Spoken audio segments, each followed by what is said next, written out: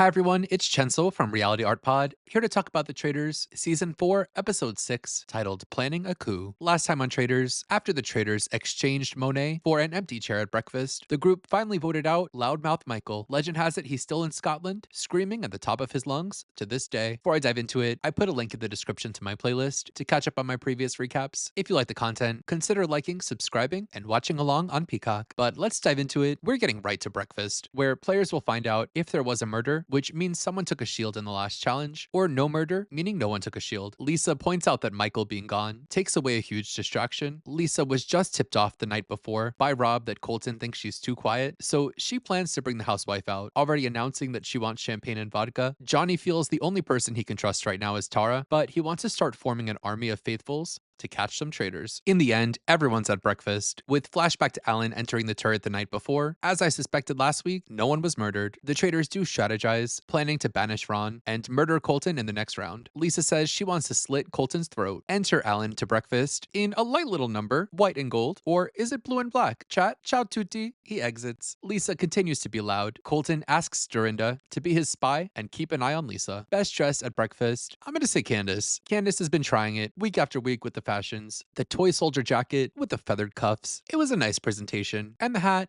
went. Players disperse, and pretty much all agree that Ron is a traitor, with Lisa continuing to be loud about it, and Colton staring daggers into Lisa. But Colton agrees to target Ron. Even Ron thinks he's going home, telling Rob he thinks he's toast. Ron tells Rob that no one says Rob's name. Rob says, people think I'm just a dumb guy from Alabama. Ron gives Rob reassurance. Rob tells us he relates to Ron, he was shy himself, and he keeps Ron company. Rob is a sweetie. In the study, Johnny is forming his Avengers, wanting Tara, Kristen, Mark, Maura, Candace, Rob, and Steven to form his group. 6 faithful and 2 traitors are Johnny's army of faithfuls. Colton pulls Natalie, telling Natalie he thinks Lisa's a traitor. He plans to spread Lisa's name and keep track of who defends her. Enter Lisa, who Colton quickly throws shade at, telling her it's nice to see her without sunglasses on. I thought Lisa was going to snap, but she shows restraint and players head to their challenge. On the way, Colton tells Rob, Dorinda, and Tara that if he's murdered, Lisa killed him. Rob doesn't fall into the trap and defend Lisa. What a smart cookie. They get to the scary cabin, where Alan has changed into a multi-pattern jacket. This is Alan's best look of the season so far. In the cabin, players will be given clues. Each round, 2 players will run out of the cabin and find the graves that match the clue. For every correct answer, they'll win money. There are also 2 shields they can take instead of answering a question, which will cost the team money. When players leave the cabin, they can't go back in. Before they get started, Natalie tries to get the group to agree to banish anyone who takes a shield, and they get it going with lights flickering as the Ouija board tells them a jumbled name. Jam Jam thinks it's Louise Clark, but it's really Louise Black, and Candace and Tara get it wrong. Not their fault. R.I.P. Louise Black. In round 2, Carrie is there, screaming and scaring Dorinda. Dorinda is shitting herself, and blood dripping on the wall reveals what the players think is Jack Stone. Maura convinces Jam Jam not to go for a shield, and they answer right. R.I.P. Jack Stone. Maura is annoyed that Jam Jam wants the shield, thinking it's sus, but she already thought Jam Jam was sus. In round 3, whoa mama, that's a lot of bugs. This dusty-ass typewriter writes them a confusing riddle. Mark and Lisa guess correctly and win that moolah la. R.I.P. Dorothy Darkin. The show speeds through the next 3 rounds. I guess the editors felt the challenge was getting boring, and it was. The players get the next 3 questions right and win all the money. R.I.P. people 4 through 6. No one took shields. On the way back to the castle, Rob continues to feel sympathy for Ron and might be wanting to save him. When they get back, players unpack the challenge, with Maura pointing out that Natalie basically threatened everyone that they'd be banished if they took a shield. Johnny has a plan to get his army to target Colton at tonight's roundtable. In the kitchen, Dorinda tells Rob that he's her traitor's husband. Candace tells Dorinda that Maura loves Rob too. We know we are watching that space. In a room with Lisa, Candace, and some faithfuls, Rob says he's starting to believe Ron is telling the truth, which catches Candace and Lisa off guard. Johnny's army meets and solidify their plan to take out Colton, filling Rob in on the plan to vote for Colton. Rob tells us they're planning a coup. Oop, he said the thing. Colton pulls Lisa for a one-on-one chat, telling us that he's gonna try to hold Lisa hostage. He tells Lisa that he wants to win the game with her, telling her that he'll protect her at the round table if she protects him in the turret. Lisa tells him he's barking up the wrong tree and accuses him of being a traitor in return. Lisa does her signature pretend to smoke a cigar in confessional, but she does not know how to handle the situation. So we head to the round table, with Ron telling us he wants to make his sons proud. Colton plans to stick with the plan and vote for Ron. This is one of the longest silences I've ever seen on the show. Eventually, Mark starts things, standing up for Ron, saying that Ron has been consistent, and swings it over to Colton, pointing out that Colton led the big miss on Tiffany. Ron points out they've all voted wrong, but Ron is the only one who's been consistently singled out. Dorinda again tells Ron that he's not open with the group, and Colton tries to tell Ron that Ron was wrong before. Ron points out that Colton has been wrong way more than him, and Kristen also agrees that Colton is pushing names around. Johnny says Colton made him feel like a puppet. Johnny's army pretty much all have something to say to Colton, as Lisa smirks. Colton proclaims himself a faithful. Rob chimes in saying he believes Colton. Candace and Jam Jam stick with targeting Ron. Ron says the best thing he can do is let them all write his name down so they can see he's a faithful. So Ron starts going around the circle, saying goodbyes and compliments to every player. Tara interrupts Ron's goodbye, saying she thinks Ron isn't going home tonight. Colton, likely feeling Tara insinuating it's him, decides to take a swing, laying out his case about Lisa, saying Lisa voted for Portia, which makes him think she's a traitor. Lisa's defense is to say that she's a faithful and he's a traitor, but not much else. I was expecting Lisa to lay into Colton. And they get to voting, with Rob very conflicted. He has to vote between two faithful that he likes in Ron and Colton, and his fellow traitor Lisa, and he's last to lock in a vote. Getting to the votes with a notable vote from Rob, who voted for Lisa. He's very emotional, announcing his vote, and Lisa has a bit of a reaction to it. In the end, Colton gets 4 votes, Lisa gets 5, but Ron gets the most votes, with 6 votes from Maura, Steven, Candace, Jam Jam, Dorinda, and Mark. Ron stands before the group, telling them he spoke his truth and he's a faithful. This was a sad goodbye to Ron, who stood out on this cast as one of the few non-reality stars. Luckily, he had a friend in Donna who also wasn't a reality star, but a series of unfortunate events left him leading the charge against Portia, which upset a lot of people. And when Donna was revealed as a traitor, it implicated him, and they continue to target him every episode from then on. I feel over time they forgot the Donna connection was a reason they were targeting him and leaned in on the Portia thing, but the Donna thing was more damning. Constantly getting accused was clearly weighing on him. He was going episode after episode getting more deflated. I felt a lot of sympathy watching, and I don't know if after a long week of work, I'm trying to tune in to reality TV to feel sympathy. Most Traitors cast members leave off saying they had a great experience with the show, but I doubt Ron would say such a thing. I blame casting for this one too. Throwing someone who's not from the reality world into this bunch is just not a fair fight. Let's stick with the reality TV people from now on. It's a safer bet. Following Ron's banishment, Candace is staring Rob down. Alan tells the group that they've reached the halfway point and he's holding a banquet. Then he leaves, ciao tutti. Colton tells Lisa that he's gonna tear Lisa down on his way out. Lisa promises now the housewife is coming out. Lisa and Candace are pissed. Rob tells us he wishes he was a faithful because he likes the faithful players more, confessing this is gonna be bad for Robbie Bobby. At the bar, Lisa defends her Portia vote, saying that it's not fair to expect her to be loyal to the housewives. Enter Colton. Lisa tells Colton that she's more than a housewife. She's Lisa effing Rinna. Colton gets loud, saying he promises the traitors if they don't murder him, he's gonna go for every shield for the rest of the game and make it hard to get rid of him. Alan reveals a twist to us, saying last night he told the traitors that at the banquet they'll be doing a murder in plain sight. Behold, the cursed amulet. One of them will wear the amulet, and the first faithful to touch the amulet will die. The amulet would look crazy on Rob. Lisa steps up, saying she could wear the amulet, so that's what they'll do. Back to the present, the traitors are in disarray. They meet in the kitchen. Rob tries to apologize, feeling he had no choice but to vote for Lisa, given the 3 options. Candace throws food at Rob. I can't even tell if she's all the way joking when she throws the food. So they head to bed to get ready for the banquet. Lisa looks great putting on that cursed amulet, and that's where we end the recap of the episode, but I have a lot to say. On the challenge, I usually enjoy the Spooky Ookie cabin challenge, but after watching this same challenge play out here and in UK, it was just so boring and clearly a waste of time since they sped through half of it. How would this face-to-face murder have even worked if players took the shields? The real meat of this episode was the drama leading up to and at the round table, where I was underwhelmed with Lisa's defense, and that she didn't bring up the deal that Colton was trying to make with her, but hopefully she does bring that up in the future. Looking at the votes for or by traitors, we saw Lisa vote for Colton, which makes sense given what was happening, Candace voting Ron, which checks out, she's been committed to voting for Ron for weeks now, and Rob choosing Lisa, which also makes sense since he's been standing up for Ron and Colton all episode. Not voting for Lisa would have made him look sus. So we have traitors kind of divided by that vote, but I do think they'll still try to work together as much as they can. Candace is defending Lisa, but she can chalk that up to being loyal to the housewives. Lisa, I fear, is cooked. She got 5 votes, 1 from Ron, who's not there anymore, 1 from Traitor Rob, and 3 from Eric, Colton, and Natalie. Props to those 3 faithful for voting correctly. Then there's what we'll be talking about all week, the cursed amulet. Lisa's wearing it, and now people are suspecting her big time. I'm left thinking, who would touch it? She could just go in for a big hug right away with Colton, but I think Dorinda would touch it. I think Johnny would touch it.